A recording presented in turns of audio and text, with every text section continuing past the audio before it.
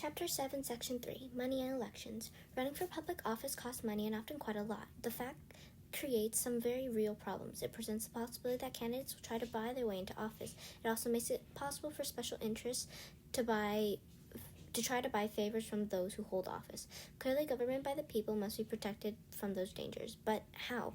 Parties and candidates must have money. Without it, they cannot campaign or do any of the many things they must do to win elections.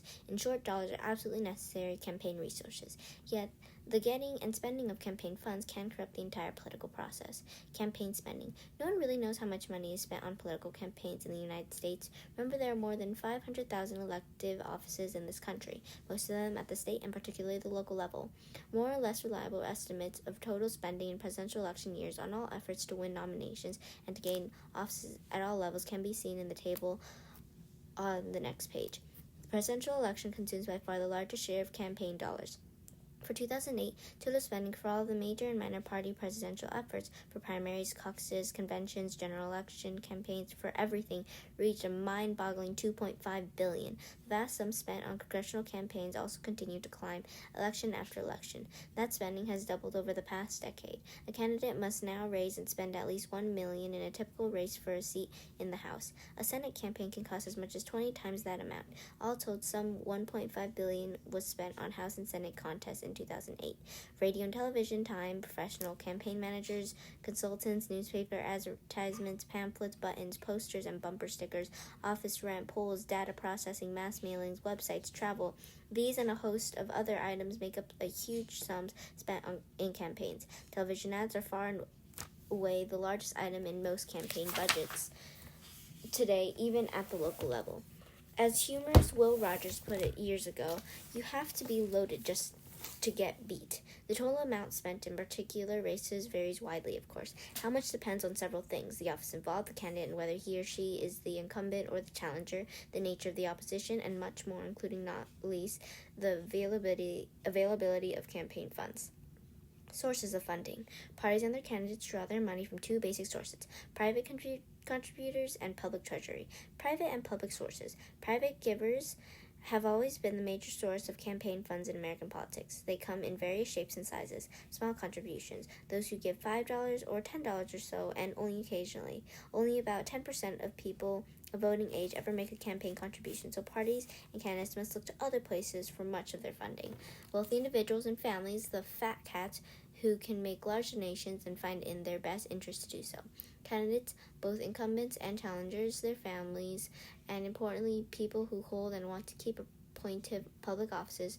Ross Perot holds the all-time record in this category. He spent some $65 million of his own money on his independent bid for the presidency in 1992.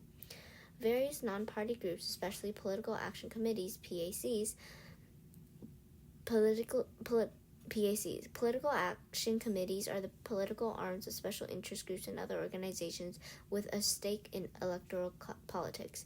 Temporary organizations, groups formed for the immediate purposes of a campaign, including fundraising. Hundreds of these short-lived units spring up every 2 years and at every level in American politics. Then two parties and their candidates often hold fundraisers of various sorts. The most common are 100, 500, and 1,000 a plate luncheons, dinners, picnics, receptions, and similar gatherings. Some of these events now reach the 100,000 or more level in presidential campaigns. Direct mail requests, telethons, and internet solicitations are also among the oft-used tools of those who raise campaign money. Over recent years, the internet has become by far the most productive of those tools. Often donations spiked immediately after an important speech or primary election victory, or when the candidate challenged donors to give. Websites including Daily Costs and ActBlue identified and profiled congressional candidates for their readers to support. Public fund subsidies from the general and some state treasuries are now another prime source of campaign money. A subsidy is a grant of money, usually from a government. Subsidies have so far been most important at the presidential level, as you will see shortly. Several states also provide some form of public funding of parties and or candidates. Why people give. Campaign donations are a form of political participation. Those who donate do so for a number of reasons. Many small donors give simply because they believe in a party or in a candidate. Many of those who give, however, want something in return.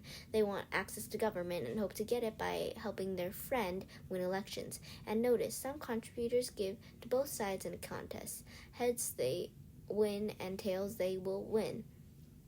Some big donors want appointments to public office. Others want to keep the ones they have. Some long for social recognition. For them, dinner at the White House, meeting with a cabinet official, or knowing the governor on a first-name basis may be enough. Organized labor, business, professional, and various other groups have particular policy aims. They want certain laws passed, changed, or replaced, or certain administrative actions taken. Regulating finance. Congress first began to regulate the use of money in federal elections in 1907. In that year, it became unlawful for any corporation or national bank to make a money contribution in any election to candidates for federal office. Since then, Congress has passed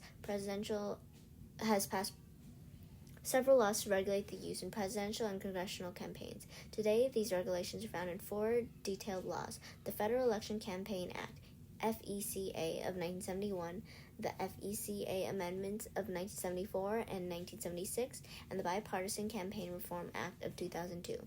The earliest federal laws were loosely drawn, not often obeyed, and almost never enforced. The 1971 law replaced them. The 1974 law was the major legislative response to the Watergate scandal of the Nixon years. The 1976 law was passed in response to a landmark Supreme Court decision, Buckley and Vallejo, in 1976. The 2002 law attempted to close the soft money loophole in the 1974 and 1976 statutes. It was upheld by the High Court in McConnell and FEC in 2003. Congress does not have the power to regulate the use of money in state and local elections. Every state now regulates at least some aspects of campaign finance. However, some of them do so more effectively than others.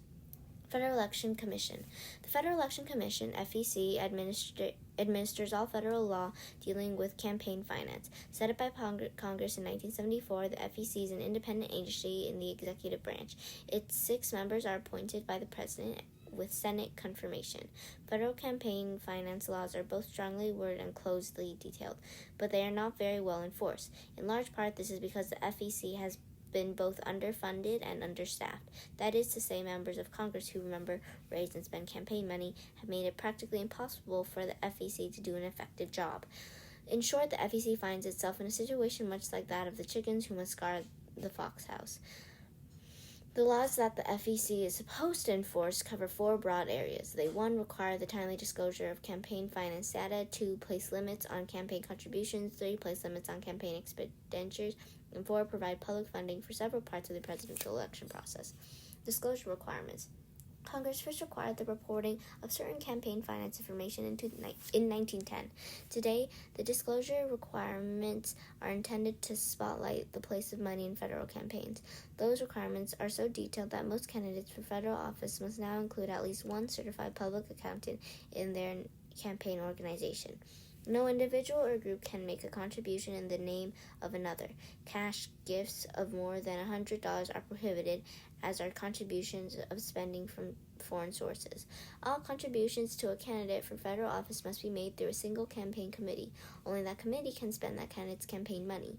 All contributions and spending must be closely accounted for by that one committee. Any contribution or loan of more than $200 must be identified by source and by date. Any spending over $200 must also be identified by the name of the person or firm whom the payment was made, by date and by purpose. Any contribution of more than $5,000 must be reported to the FEC no later than 48 hours after it's received. So too must any sum of $1,000 or more received in the last 20 days of a campaign. Limits on contributions. Congress first began to regulate campaign contributions in 1907 when it outlawed donations by corporations and national banks. A similar ban was first applied to labor unions in 1943. Individual contributions had been regulated since 1939.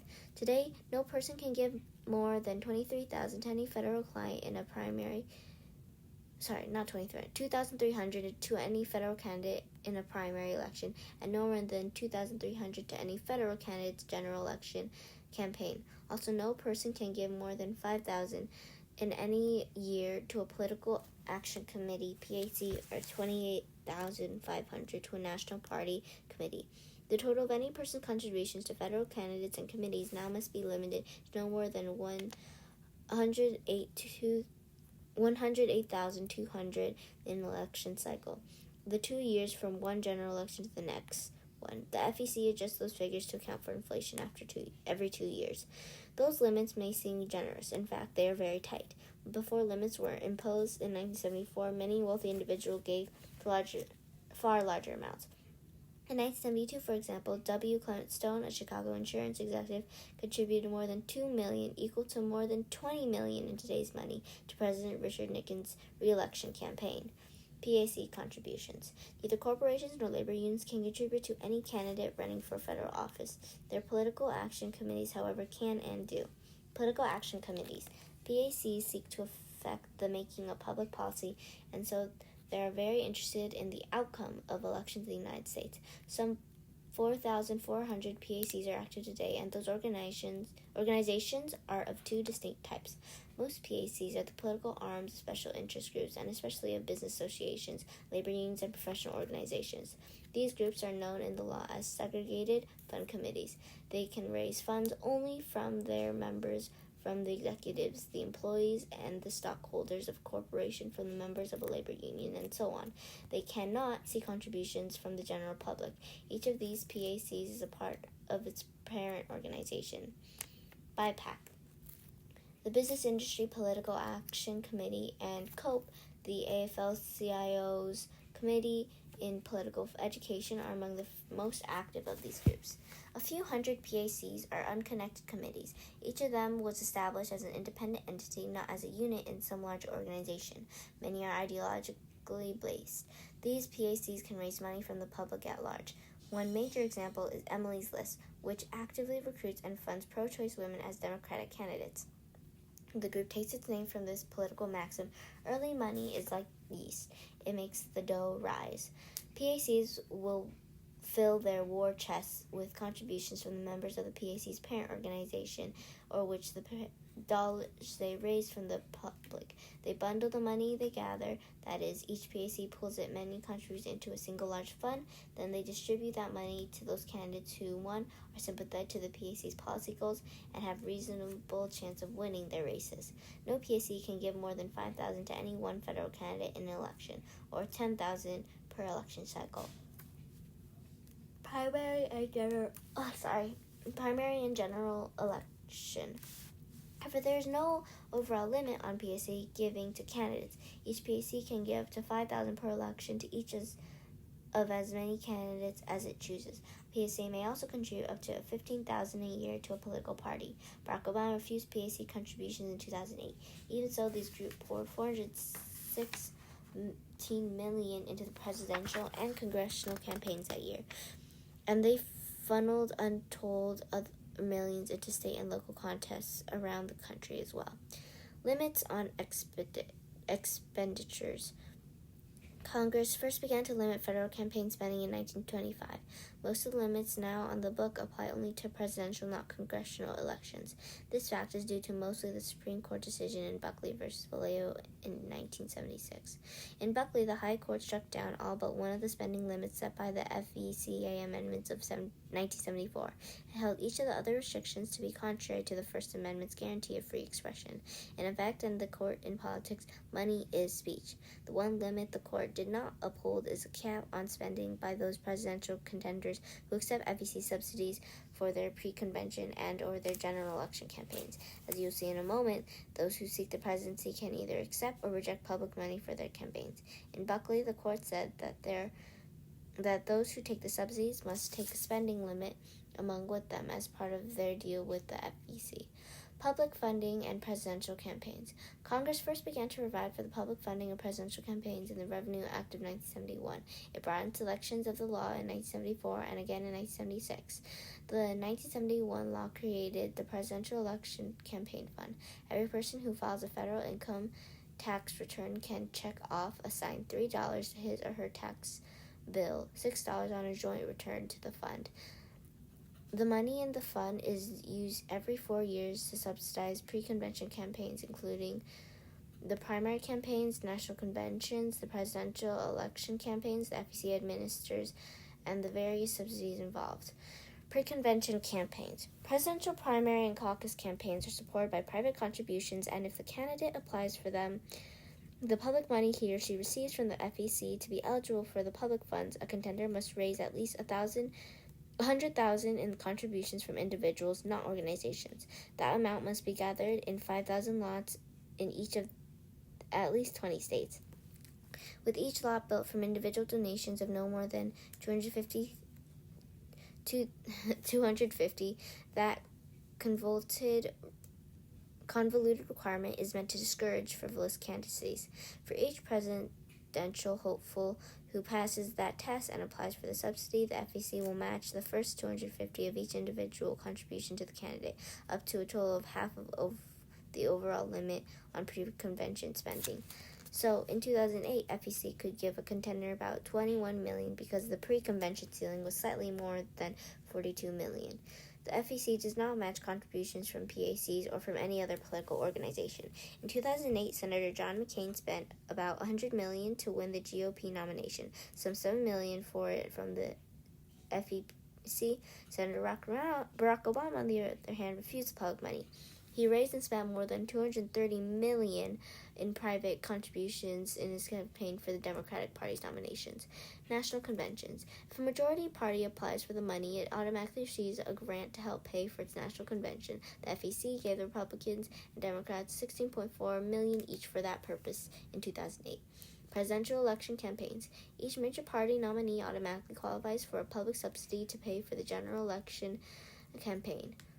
For 2008, that subsidy was $84.1 million.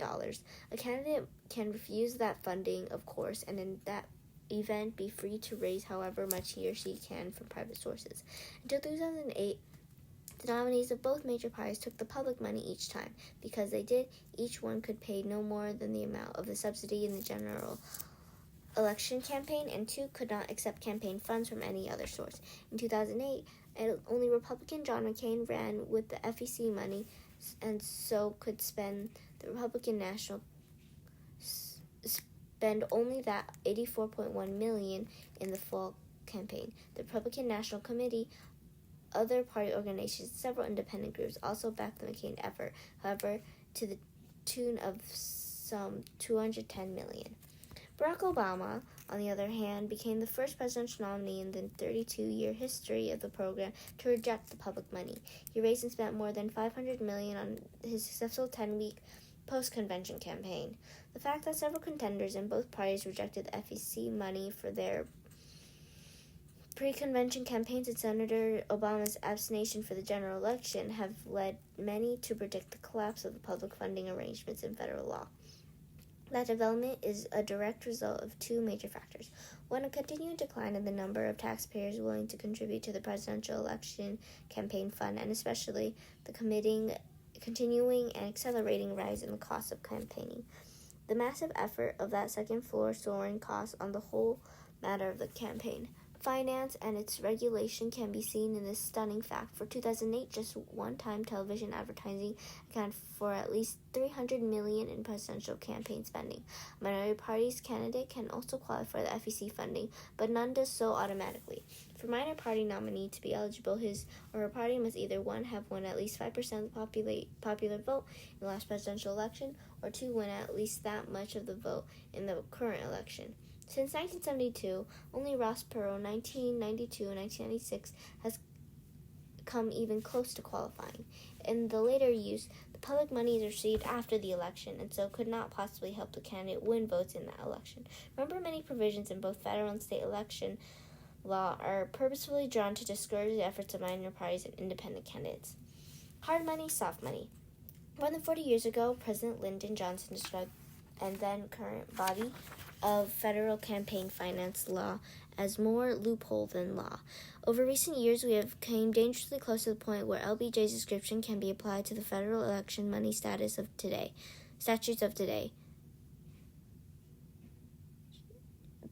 particularly because of soft money. Since the 1970s, federal law has placed limits on hard money, that is, those contributions that are given directly to small candidates for their campaigns for Congress or the White House, are limited in amount and must be reported. That kind of campaign money is usually more difficult to raise than soft money.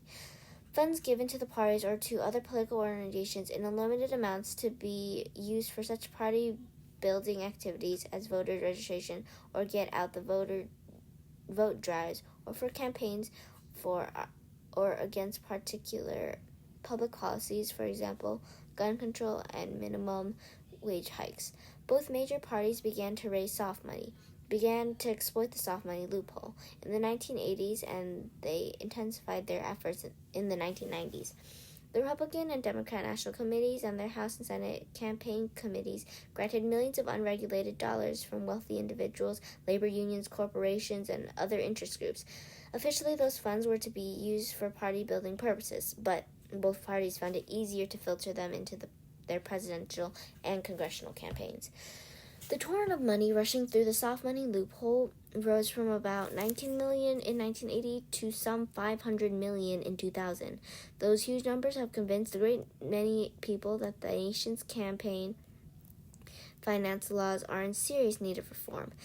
As a step in that direction, Congress finally enacted the Bipartisan Campaign Reform Act, the BCRA, of 2002 after years of debate and delay. The measure is also known as the McCain-Feingold Law, after its chief Senate sponsors. The BCRA has aimed principally at the soft money problem. It bans soft money contributions, does not say that other political organizations cannot raise money, spend those dollars.